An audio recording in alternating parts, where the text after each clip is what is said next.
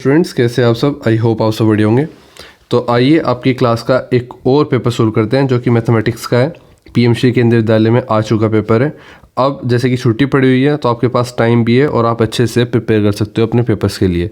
तो जिन बच्चों का नहीं हुआ है वो देख लें, और ज़रूरी नहीं है जो KVS से जुड़े हुए बच्चे हैं वही देखें, ये सभी के लिए, क्योंकि ये टारगेटेड पेपर होता है और सबके पास स्कूल्स में NCERT ही लगी हुई है। तो बिना टाइम वेस्ट किए शुरू करते हैं। आपके पास 1.5 घंटा मिलेगा आपको पेपर सोल्व करने के लिए और 40 मार्क्स का पेपर होगा। सेक्शन ए में हमारे पास मल्टीपल चॉइस क्वेश्चंस आ जाते हैं। क्वेश्चन नंबर 1 पूछता है the perimeter of below figure is. देखो पेरीमीटर हमेशा याद रखना वो होता है कोई भी फिगर है उस फिगर में जो उसके बॉर्डर पर जितनी भी डायमेंशंस है उनका सम कर देना। ठीक है, तो ये जो बॉर्डर है बेसिकली इसकी काउंटिंग को ही हम नापने पर कहते हैं ये इसका पेरीमीटर है। तो जो भी पेरीमीटर है, अब देखो फिगर क्या है, इस तरह से है, और इस तरह से फिगर में पहले 80 मीटर है साइड, फिर 100 मीटर है, फिर 120 मीटर है, 60 मीटर, 45 मीटर और 90 मीटर। तो हम पेरीमीटर कैसे निकालेंगे? पेरीमीटर हमेशा याद रखो बाउंड्री की कुल लंबाई होती है, ठीक है, टोटल लंबाई। तो पेरीमीटर इज इक्वल टू सभी साइड्स का सम। सभी साइड्स का सम कितना होगा? 100 metre plus 80 metre plus 60 metre plus 45 metre plus 90 metre plus 120 metre. अब एक बार आप चेक करेंगे कितनी साइड्स हैं यहाँ पर और आपने कितनी साइड्स की डायमेंशन लिख दी है। 1 2 3 4 5 6 साइड्स हैं इस फिगर में। अब देखते हैं हम डायमेंशन सारी लिखी है 1 2 3 4 5 और 6। ठीक है, हमने कोई भी डायमेंशन नहीं छोड़ी। इसमें जनरली क्या होता है, आप कोई ना कोई डायमेंशन छोड़ देते हो जिससे सम गलत आ जाता है। तो आप कैसे प्लस करेंगे? 100 80 60 45 90 120। ठीक है, अब 100 180 60 240 45 285 90 385। एक बार फिर से कर लेते हैं। 100 180 240 285 और 90 375 और 375 में 20 जोड़ा 395 और 495। तो ऑप्शन आपका सी बिल्कुल सही हो गया। 495 आपका आंसर आ गया, 495 मीटर। नेक्स्ट क्वेश्चन तरफ बढ़ते हैं।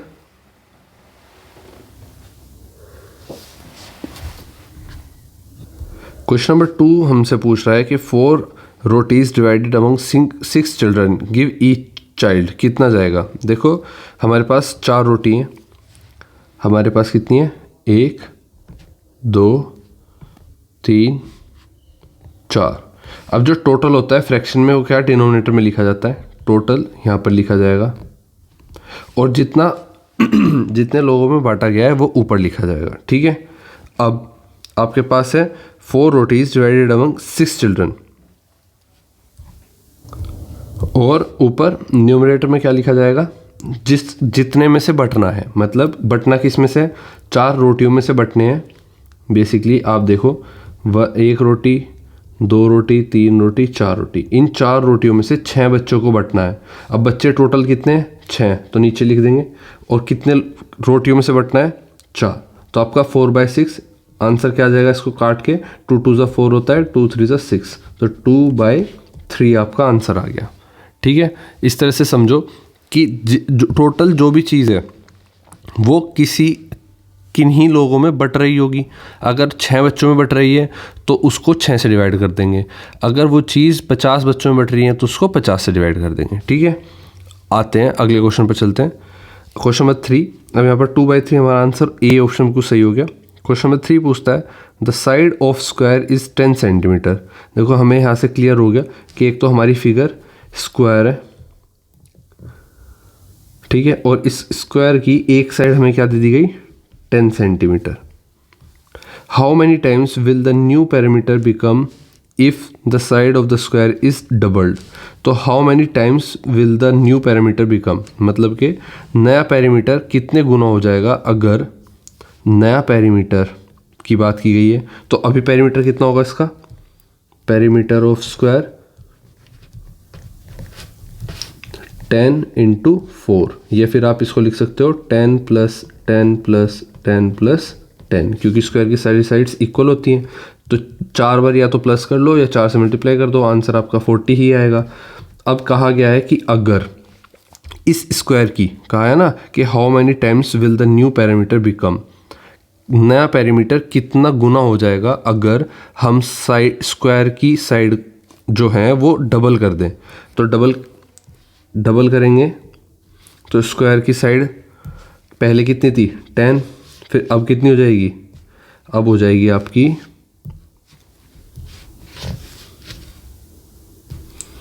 20 20 20 20। पैरामीटर कितना हो जाएगा, आपने 10 से 20 कर दी, 2 टाइम्स कर दिया, दुगना कर दिया। जैसे कि लिखा था कि डबल कर दो साइड्स को, यहाँ पर आपने देखा कि स्क्वायर की साइड्स को डबल कर दो और आपने डबल कर दिया। डबल करने के बाद पैरामीटर कितना बना 20 × 4, जो कि हो गया 80 सेंटीमीटर स्क्वायर।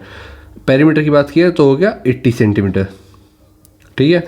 और पहले कितना था 40, तो ये कितना टाइम्स हो गया 80 हो गया आपका, एक सेकेंड, ये हो गया आपका 2 टाइम्स। तो आप ऑप्शंस में देखोगे, option A 2 times, 4 times, 6 times, 8 times, तो ऑप्शन ए बिल्कुल सही है 2 टाइम्स। नेक्स्ट क्वेश्चन तरफ बढ़ते हैं। Question number 4। क्वेश्चन नंबर 4 कहता है the number line between 0 and 1 is divided into 5 equal parts shown in below the figure. The second box from the right side of 0 represents. देखो आपको simple सी बात कहा गया है कि 0 से लेके 1 के बीच में 5 इक्वल पार्ट्स में बांट दिया गया है।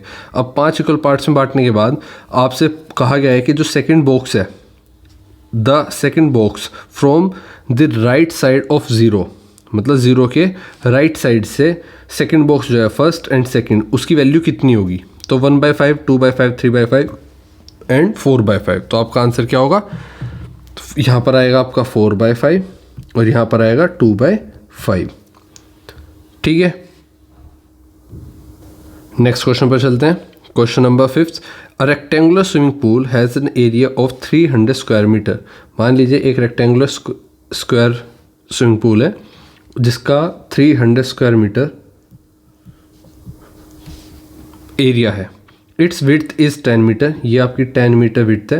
What is the length of the pool, और तो लेंथ पूछी गई है आपसे। अब आपको पता होना चाहिए कि अगर कोई चीज़ हमारे पास रेक्टेंगुलर शेप में है, ये रेक्टेंगुलर शेप में स्विमिंग पूल है,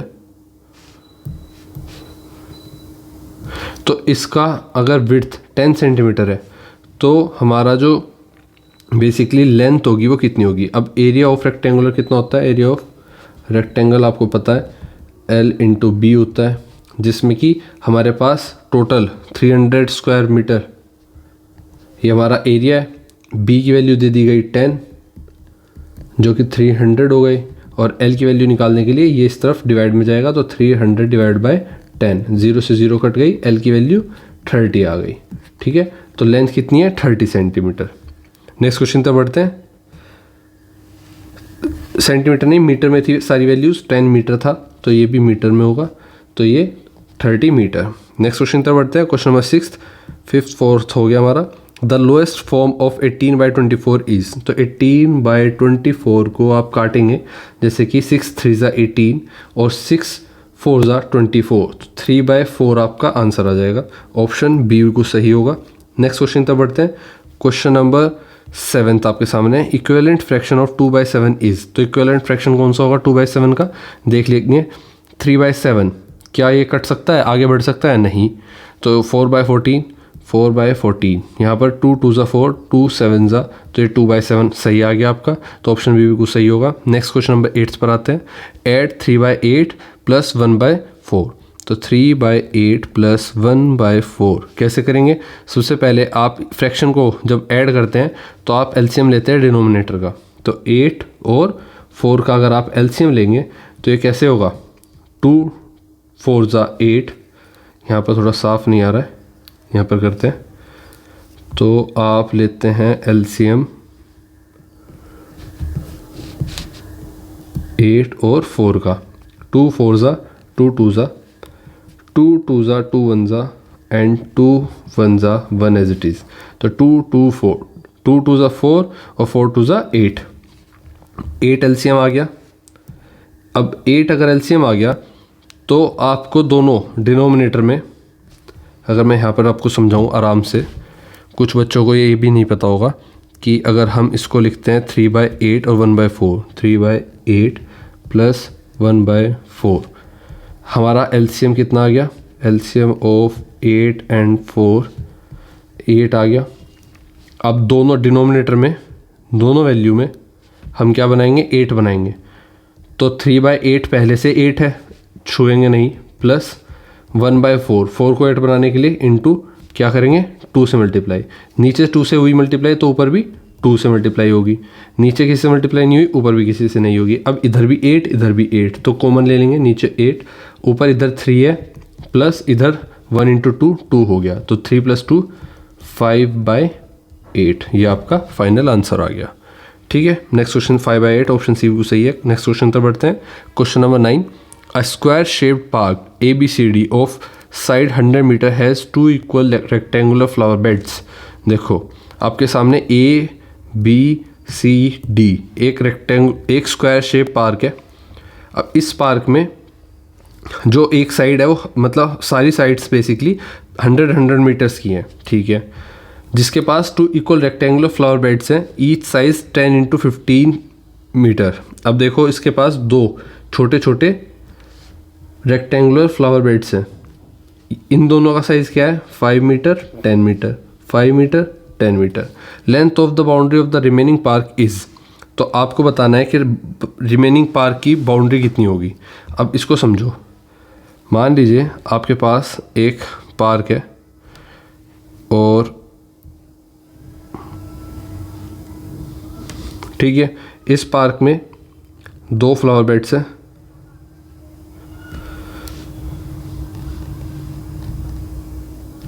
ठीक है, अब आपने देखा कि अगर हम इसकी बाउंड्री निकालेंगे, इसकी लेंथ कितनी दी थी?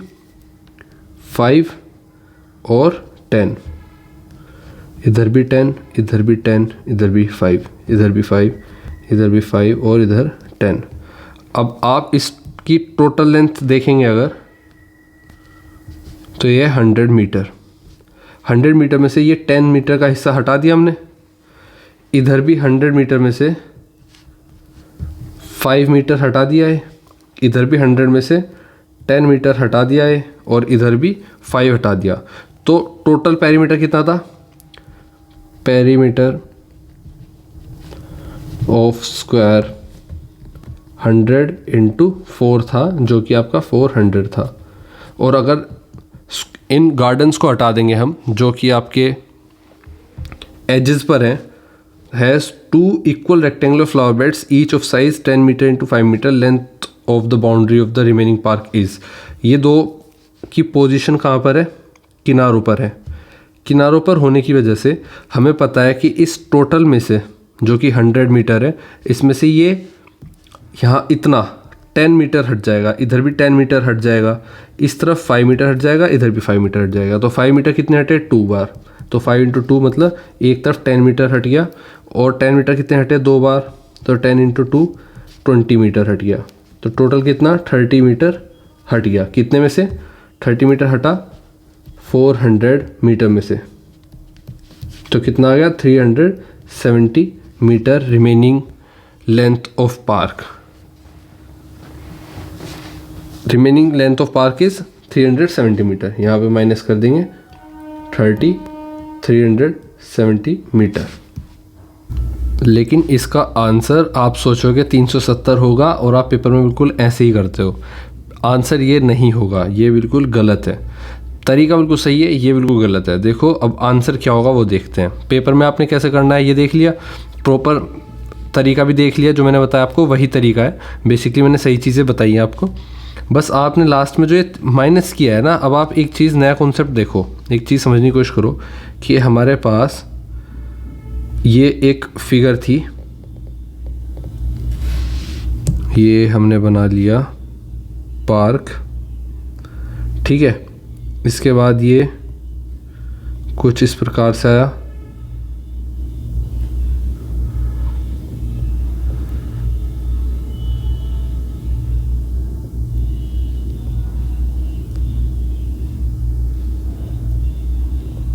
ठीक है, अब आपने ये वाला हिस्सा निकाल दिया और ये वाला हिस्सा निकाल दिया। निकालने के बाद पहले यहाँ पर 5 मीटर हटा था, हमने हटाया था।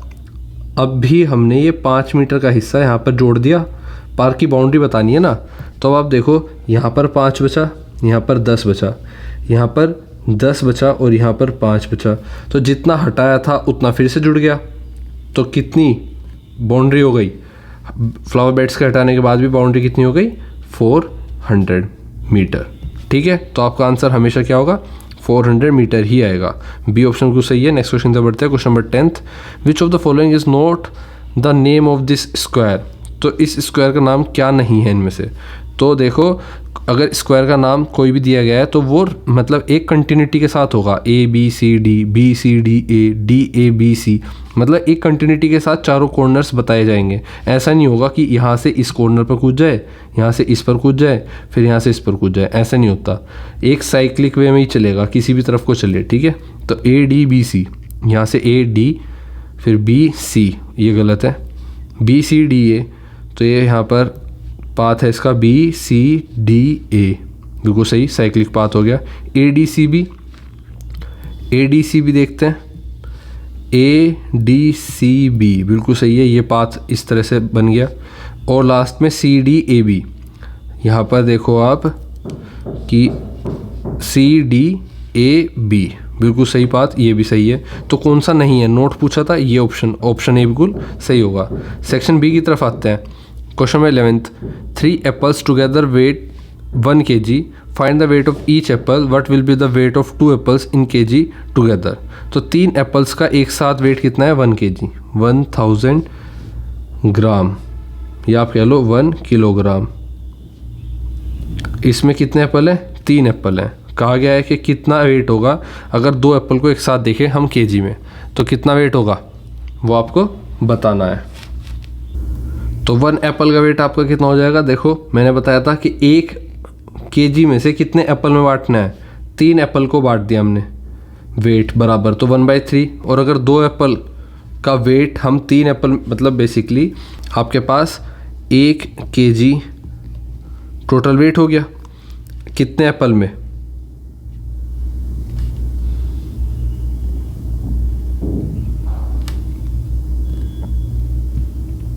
तीन एप्पल में इतना वेट है। तो अब 1 एप्पल में कितना होगा? 1 एप्पल के अंदर कितना होगा? 1/3। मतलब आपने टोटल 1 केजी को 3 हिस्सों में बांट दिया। अब एक के हिस्से में कितना आया? 1/3। 2 के हिस्से में कितना आएगा? 2/3। तो आपका आंसर क्या हो जाएगा? 2/3। नेक्स्ट क्वेश्चन से बढ़ते हैं।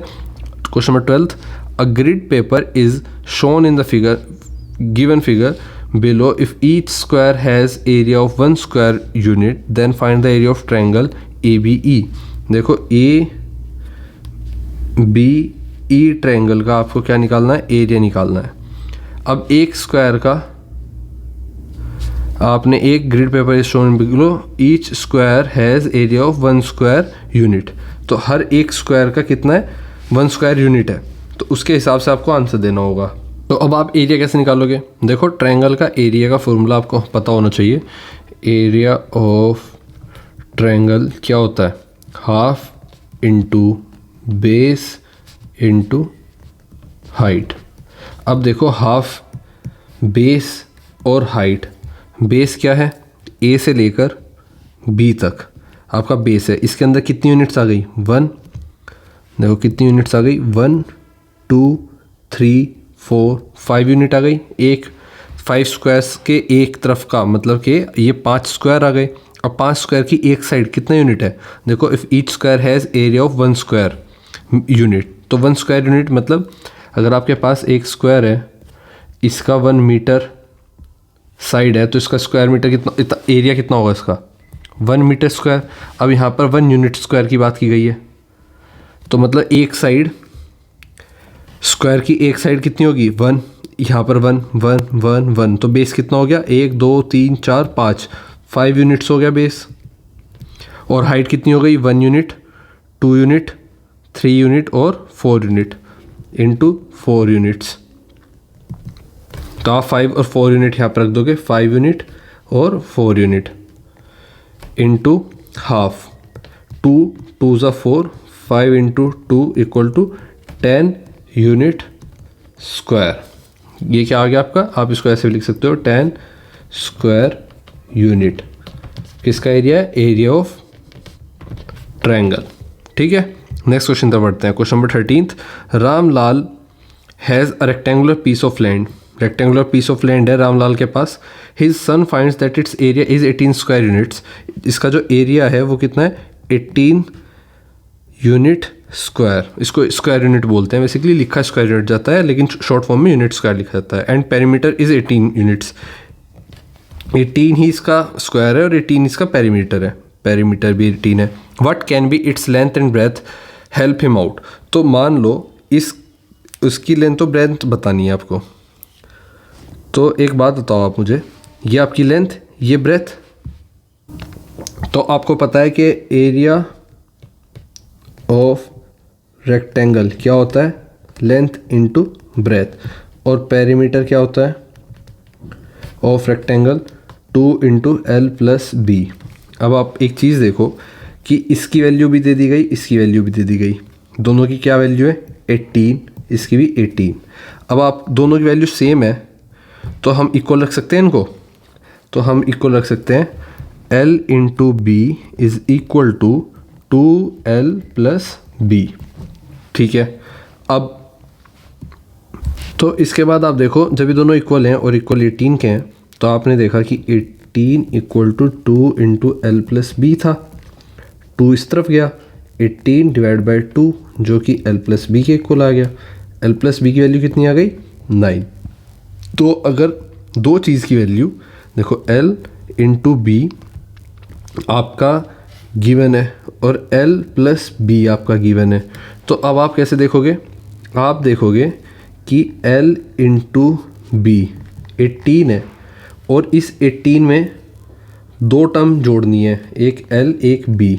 इन दोनों का सम 9 होना चाहिए और मल्टीप्लाई करने पर ये 18 आना चाहिए। तो अब देखो आप किन किन का सम 9 होता है।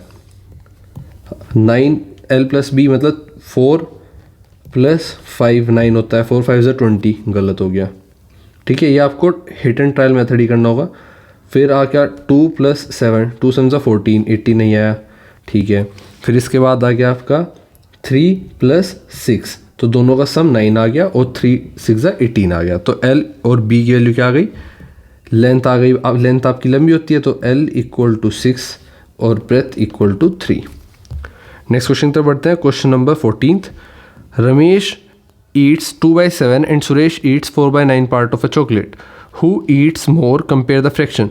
तो देखो एक चॉकलेट है, इस चॉकलेट के अगर हम पार्ट कर दें, एक बार 9 पार्ट करेंगे, 1 2 3 4 5 6 7 8 और 9। ठीक है, और एक बार हम करेंगे इसके 7 पार्ट्स, 1 2 3 4 5 6 एंड 7। तो 2/7 कितना हुआ, 2/7 हुआ इतना पार्ट चॉकलेट का। और 4/9 कितना हुआ, 4/9 हुआ ये पार्ट चॉकलेट का। ठीक है, 1 2 3 4। तो ज़्यादा कौन सा हुआ, 4/9 पार्ट ज़्यादा हुआ। तो किसने, सुरेश ने ज़्यादा खाया। अब इसको करेंगे कैसे, देखो इसको करने के लिए आपके पास दो फ्रैक्शन है। ये तो मैंने प्रैक्टिकली समझा दिया आपको, लेकिन इसको पेपर पे कैसे करेंगे, क्रॉस मल्टीप्लिकेशन मेथड से करेंगे। तो 2/7 और 4/9 आपके सामने। अब इसको क्या करेंगे, आप क्रॉस मल्टीप्लाई कर देंगे, 2 की 9 से, 7 की 4 से। तो 2 इंटू 9 इक्वल टू 18 और 7 इंटू 4 इक्वल टू 28। तो 4/9 ये वाली वैल्यू बड़ी आ गई। तो 4/9 इज़ ग्रेटर देन 2/7। ठीक है, सुरेश ईट्स मोर लिखोगे आप।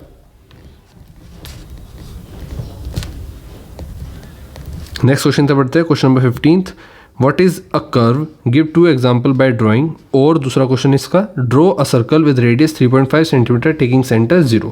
तो कर्व क्या है, इसका एक एग्जाम्पल देना है ड्रॉ करने के बाद। तो बेसिकली कर्व एक तरह की, इस तरह की रेखा होती है जो बेसिकली सीधी नहीं होती, एक घुमावदार आकृति होती है। ठीक है, इसको कर्व बोलते हैं हम। अब फॉर एग्जांपल के तौर पर आप ये कर्व ड्रॉ करके बना सकते हो, जैसे मैंने बना के दिखाया। ये आपका आंसर हो जाएगा। और सर्कल और आपका बनाना हो आपको 3.5 रेडियस के साथ, तो आप प्रकार आप 3.5 रेडियस को मेज़र करेंगे स्केल से और फिर यहाँ पर पॉइंट रखकर यहाँ पर आप सर्कल ऐसे घुमा दोगे, ठीक है। ये आपका सर्कल बन जाएगा रूलर और कंपास से। नेक्स्ट क्वेश्चन तक बढ़ते हैं। क्वेश्चन नंबर, देखो कर्व क्या होता है और 2 एग्जाम्पल ये आपको। तो आप प्रॉपर एक सिंपल सी लाइन लिखोगे कि एनी लाइन, आप लिखोगे any line is a curve, ठीक है। लाइन कैन बी, लाइन क्या होनी चाहिए, लाइन कैन बी स्ट्रेट हो सकती है और बेंडेड।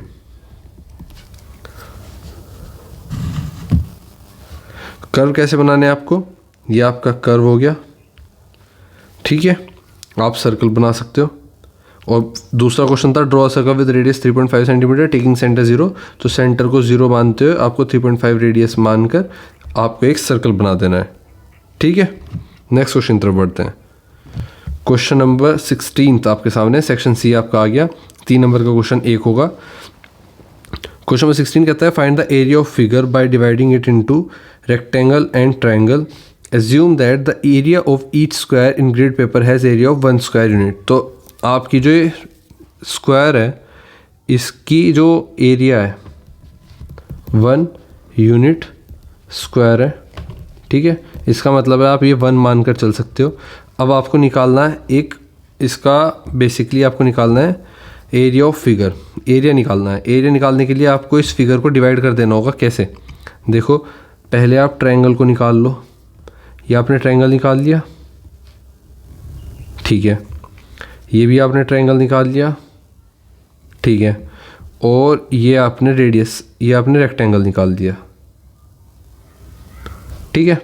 अब आप देखो यहाँ पर कितने यूनिट्स हैं, 1 2 3 4 5, और ये तो लेंथ में हो गई, ब्रेथ में 1 2 3 4, तो 4 × 5 ये क्या हो गया आपका एरिया ऑफ रेक्टेंगल, जो कि हो गया 20 यूनिट स्क्वायर। और अब आता है एक ट्रायंगल का निकाल लेंगे, दूसरे का इक्वल होगा, दोनों ट्रायंगल बराबर है। तो इस ट्रायंगल में देखो कितने यूनिट्स हैं, 1 2 3, और हाइट कितनी है 1 यूनिट 2 यूनिट 3 यूनिट 4 यूनिट। तो half into base into height होता है, half into base into height. Base कितना है, बेस आपका 1 2 3 4, हाफ इंटू 4 इंटू हाइट कितनी है 1 2 3, तो 2 से 4 कट गया, 2 ज़ा 2 3 ज़ा 6 स्क्वायर यूनिट। तो 20 + 6 कितना आ गया, आपका आंसर आ गया 26 स्क्वायर यूनिट, ठीक है। नेक्स्ट क्वेश्चन तक बढ़ते हैं। Question number 17, Jaya's school is 7/10 kilometre from her home, she takes an auto for 1/2 kilometre from her home daily and then walks the remaining distance to reach her school. How much does she walk daily to reach the school? तो देखो जया की बात हो रही है, एक लड़की अपने घर से स्कूल जाती है, कितनी दूर है उसका school, 7/10 kilometre from her home. तो अगर ये उसका घर है और ये उसका स्कूल है,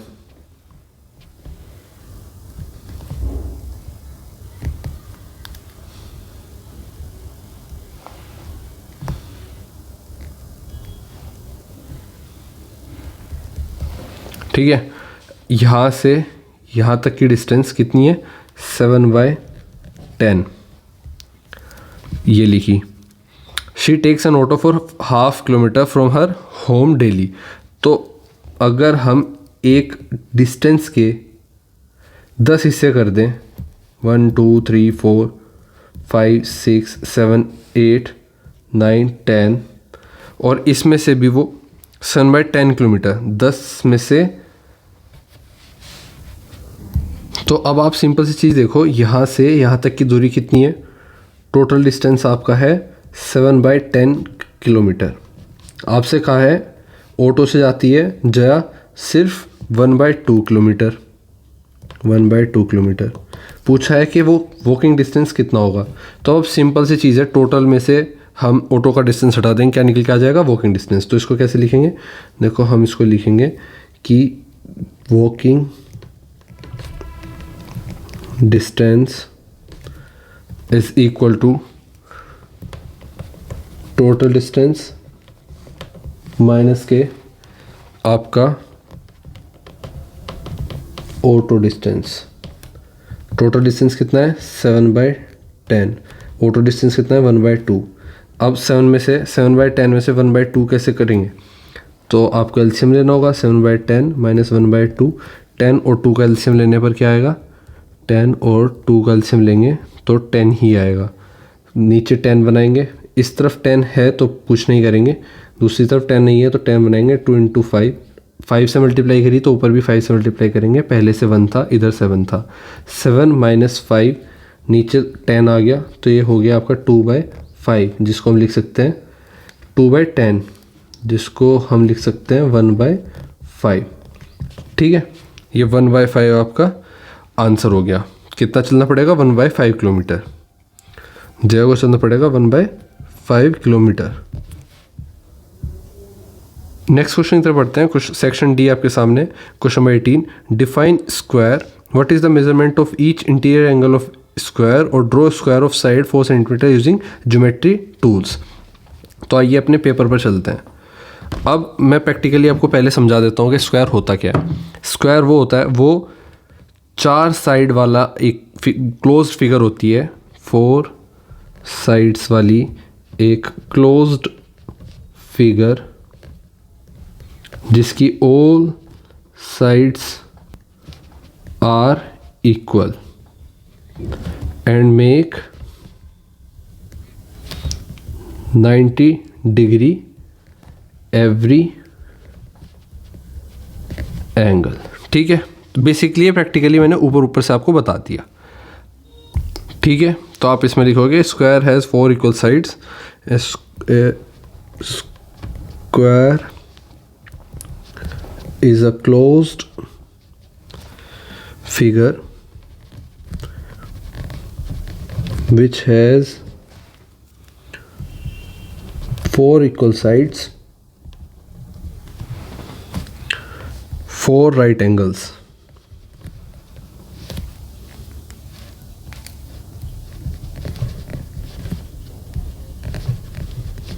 ठीक है, इसी के साथ ये आपका हो गया सेकंड। आपसे पूछा गया है, सेकेंड आपसे कहा गया है कि what is the measurement of each interior angle of square. तो each interior angle of square is 90 degree और draw a square of 4 centimetre using geometry tools. तो बेसिकली आप क्या करोगे, आप एक लाइन खींचोगे नॉर्मल 4 सेंटीमीटर्स की रूलर का यूज़ करके। उसके बाद यहाँ पर एक 90 डिग्री एंगल पर एक और कट लगाओगे। आपने डी रखी है, इसे डी रखने के बाद आपने उसमें देखा यहाँ पर 90 डिग्री पर एक लाइन आएगी, उस पर कट करना और यहाँ पर निशान लगाना। फिर ये डी हटाना और यहाँ से पॉइंट से ऊपर तक खींचना, सिर्फ 4 सेंटीमीटर तक की लाइन। कितनी लाइन? 4 सेंटीमीटर तक की लाइन खींचनी है आपको, बिल्कुल स्ट्रेट।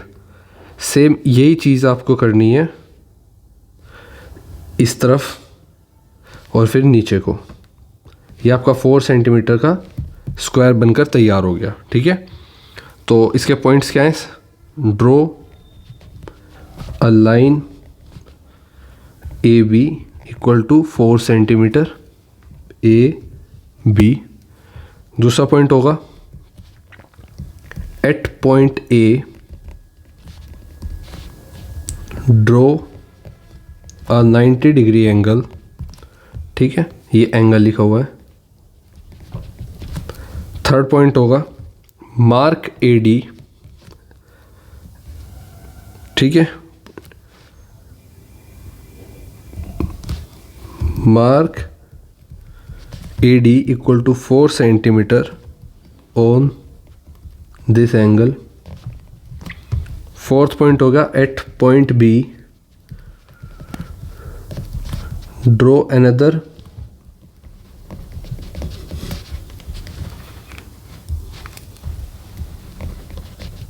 90 degree angle. देखो पहले यहाँ पे किया, फिर बी पर किया, ऐसे ही 90 डिग्री एंगल पर, और फिर 4 सेंटीमीटर की ये लाइन ऊपर खींच दी यहाँ तक, ये भी यहाँ तक खींची। ठीक है, फिफ्थ पॉइंट हो गया आपका मार्क BC, जो कि यहाँ C लगाकर ये 4 सेंटीमीटर का पॉइंट लगा दिया, equal to 4 centimetre. Sixth point आपका हो गया जॉइन पॉइंट C और D, जॉइन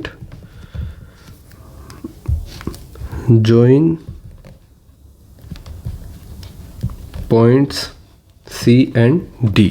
ठीक है, ABCD is the required square. तो ये आपका बन गया स्क्वायर। नेक्स्ट क्वेश्चन तक बढ़ते हैं। क्वेश्चन नंबर 18 हमने कर लिया, 19 की तरफ आते हैं। The floor of a room is 5 metre long and 4 metre wide. तो एक फ्लोर है रूम का, इसकी 4 metre long and 5 metre long and 4 metre wide. A square carpet whose sides are 3 metre in length. तो एक स्क्वायर कारपेट है जिसकी length है एक side 3 metre, laid on the floor, find the area that is not carpeted. Basically आपको समझाने के लिए मैं फिगर का यूज़ करता हूँ। एक कमरा है आपका, वो कमरा की जो डायमेंशंस है वो 5 एंड 4 है। अब इसके अंदर जो कारपेट आएगा वो पूरा नहीं आ पाएगा, क्योंकि जो कारपेट की लेंथ और आपकी मतलब वो तो ये तो रेक्टेंगुलर हो गया, और इस ये तो रूम का हो गया ना, ये रूम की साइड्स हो गई, ये आपका रूम हो गया, रूम का ये बेसिकली फ्लोर हो गया।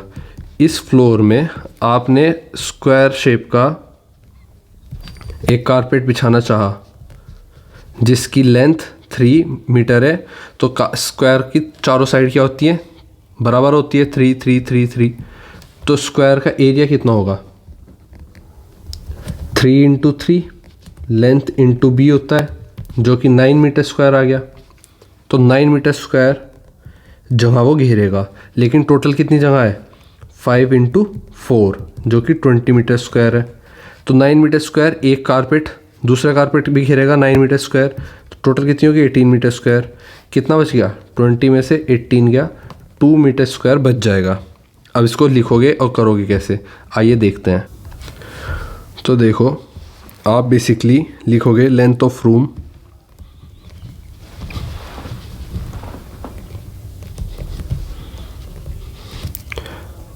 breadth of room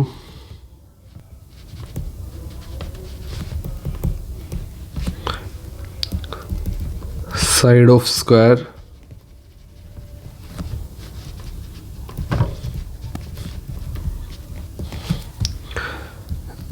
area of room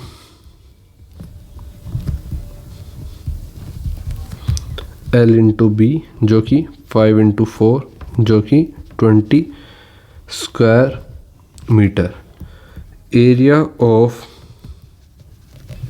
carpet, जो कि A इंटू A, जो कि आपका 3 इंटू 3, 9 स्क्वायर मीटर। ठीक है, एरिया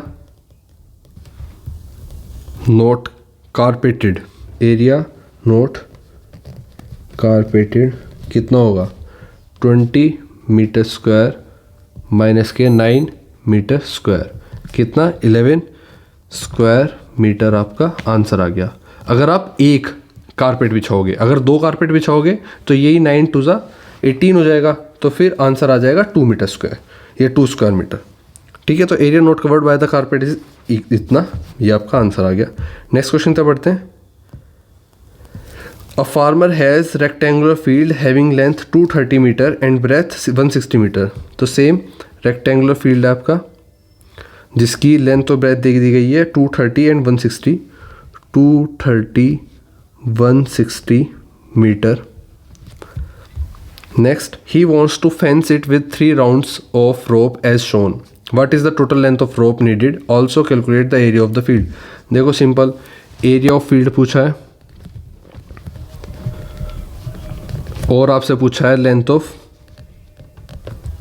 रोप।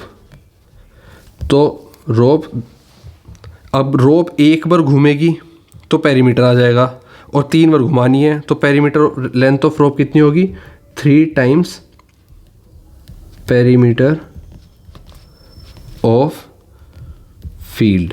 ठीक है, 3 टाइम्स पेरीमीटर ऑफ फील्ड, क्योंकि फेंसिंग का मतलब होता है आपने एक तरफ एक ये कर दी, फिर ये और फिर ये, इस तरह से रोप को 3 बार करा आपने।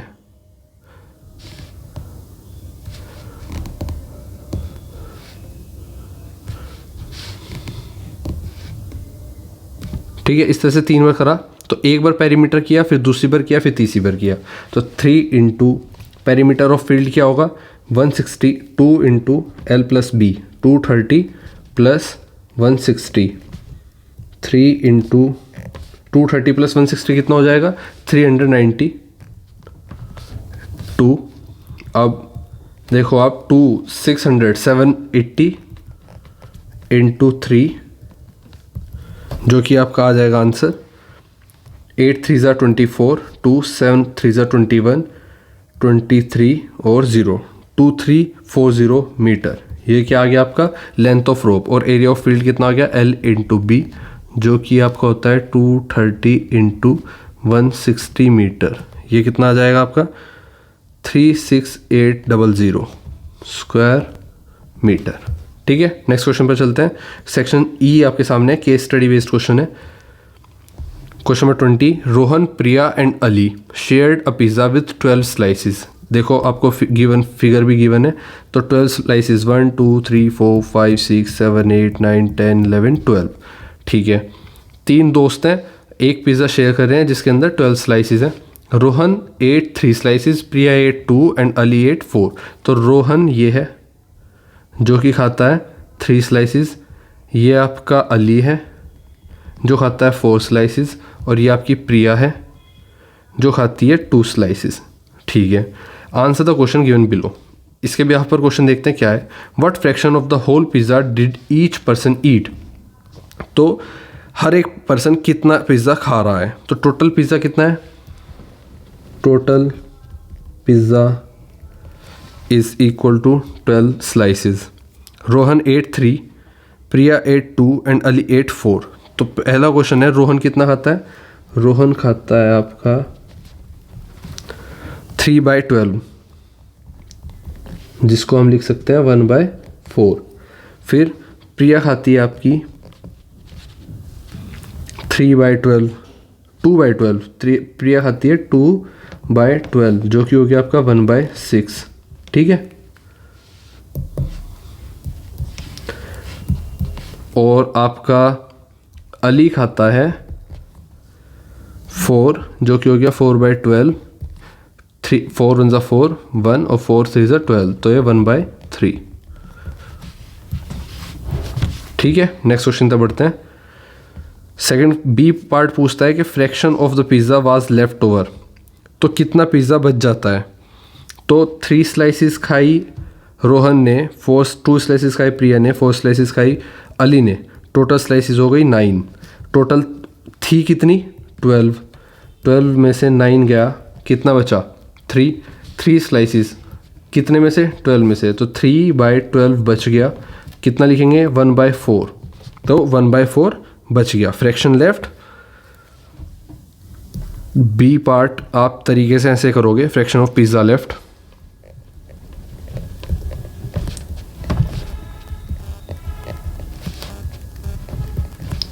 जिसमें कि टोटल स्लाइसिस हैं आपकी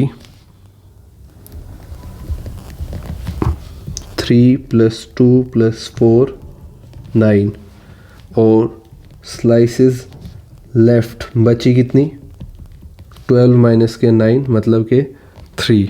फ्रैक्शन कितना हुआ, फ्रैक्शन लेफ्ट 3/12, जो कि आप कह सकते हो 1/4। ठीक है, नेक्स्ट सी पार्ट पर आते हैं। If the remaining pizza was shared equally between Rohan Priya, what fraction of the whole pizza did each get. तो अगर जो बचा हुआ पिज़्ज़ा है, मतलब 1/4 पिज़्ज़ा जो है वो इक्वली बांट दिया जाता है किसके बीच में, रोहन और प्रिया के बीच में, तो what fraction of the whole pizza did each get. तो कितना फ्रैक्शन हर किसी के हिस्से में आ जाएगा। तो 1/4 को अगर 2 हिस्सों में बांट दिया बराबर, एक रिया को दिया, एक प्रिया को दिया, एक रोहन को दिया, ठीक है। 1/4 का हिस्सा एक रोहन को दिया, एक प्रिया को दिया, आधा आधा। तो 1/4 का आधा करेंगे, 1/4 डिवाइड बाई 2, ये कितना हो जाएगा 1/8 हो जाएगा। इसको ऐसे भी देख सकते हो आप कि 1/4 को डिवाइड करेंगे 2 से तो 2/1 लिखा जाएगा, 1 सबसे ऊपर जाएगा, 4 नीचे आ जाएगा, तो ये कितना बन जाएगा 1/8। ठीक है, तो 1/8 दोनों के पास चला जाएगा। अब 1/8 किसके पास गया, रोहन के पास गया और प्रिया के पास गया। रोहन के पास पहले कितना था, रोहन के पास था पहले 1/4 प्लस कर दिया 1/8।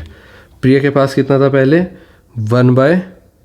प्रिया के पास था पहले 1/6, कितना चला गया 1/8, यही तो हुआ। तो 1/6 और 1/8, अब एक का आंसर आ गया आपका। तो किसके पास कितना आ गया, रोहन के पास 1/4 प्लस 1/8 कितना हो जाएगा, इनका एलसीएम लेंगे। एलसीएम लेने के बाद आप देखोगे कि इधर हमें रोहन की बात अगर करें, यहाँ पर रोहन की और यहाँ पर प्रिया की, तो 1/4, 4 और 8 का एलसीएम लिया, 8 आया। तो 8 बनाने के लिए 4 से 2 की मल्टीप्लाई करी, ऊपर भी 1 से 2 की मल्टीप्लाई करी, प्लस 1/8, नीचे 8 ही रहा, ऊपर 2 बन गया प्लस 1, ये कितना हो गया 3/8। और इस तरफ अगर 8 और 6 का एलसीएम ले, हम 8 और 6 का एलसीएम ले तो 2 4 ज़ा 2 3 ज़ा 2 2 ज़ा और ये 2 1 ज़ा और फिर 3 ज़ा, तो 2 2 ज़ा 4, 2 ज़ा 8, 3 ज़ा 24 आ जाएगा।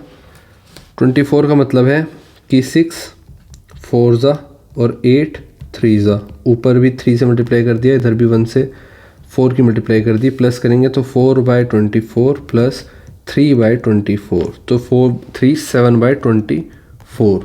तो ये रोहन का हो गया हिस्सा और ये प्रिया का हो गया हिस्सा। ठीक है, नेक्स्ट क्वेश्चन की तरफ चलते हैं। Express the total fraction of the pizza eaten and the fraction left as a single fraction with the smallest possible denominator. तो देखो यहाँ कुछ साफ तरीके से मैं बता रहा हूँ आपको। पहले 1/4 था रोहन का हिस्सा और प्रिया का हिस्सा था 1/6। अब कहा है कि 1/4 को आधा आधा बांट दो। 1/4 का आधा कितना होता है, 1/4 का आधा होता है 1/8। आधा आधा हमने बांटा, 1/8 रोहन को दिया, 1/8 ही प्रिया को दिया। अब 1/4 में 1/8 जोड़ा तो 8 और 4 डिनोमिनेटर है, इन दोनों का एलसीएम लेंगे। एलसीएम लेने के बाद हमें पता चला एलसीएम आया 8। 8 बनाने के लिए इस तरफ तो 8 पहले से है, इस तरफ 8 बनाने के लिए 2 से मल्टीप्लाई करनी पड़ी, तो ऊपर भी 2 से मल्टीप्लाई करी। ऊपर 2 से मल्टीप्लाई करने के बाद क्या है 2/8 और इधर 1/8 पहले से था। नीचे दोनों का डिनोमिनेटर सेम हुआ तो हमने इक्वल करके 1 लिख दिया और ऊपर का सम कर दिया। ठीक है, ये हमारा 3/8 आंसर आ गया, रोहन के हिस्से में इतना आया। बाकी दूसरा प्रिया के पास कितना था 1/6 था, 1/8 ऐड करने के लिए 6 और 8 का एलसीएम लिया। अब एलसीएम लेने के बाद हमें पता चला 24 आया। 24 बनाने के लिए 6 के साथ कितनी मल्टीप्लाई करेंगे, 6 4 ज़ा, ऊपर भी मल्टीप्लाई कर देंगे 4 से। 24 यहाँ पर बनाने के लिए 8 की मल्टीप्लाई करेंगे 3 से, ऊपर भी मल्टीप्लाई कर देंगे 3 से, तो नीचे क्या आ गया 24। इस तरफ भी नीचे 24 डिनोमिनेटर, ऊपर क्या है 4 और इस तरफ क्या है 3। दोनों को ऐड करेंगे सेम, ये दोनों सेम, एक बार लिखा जाएगा 24, ऊपर ऐड करके 7, तो 7/24। ठीक है, ये हिस्सा मिला प्रिया को। तो इस तरह से आप अपना क्वेश्चन सोल्व कर सकते हो। और लास्ट क्वेश्चन जैसे मैंने अभी पढ़ा, express the total fraction of the pizza eaten. तो total fraction of the pizza जो कि खाया गया उसका आपको बेसिकली एक्सप्रेस करना है उस फ्रैक्शन को।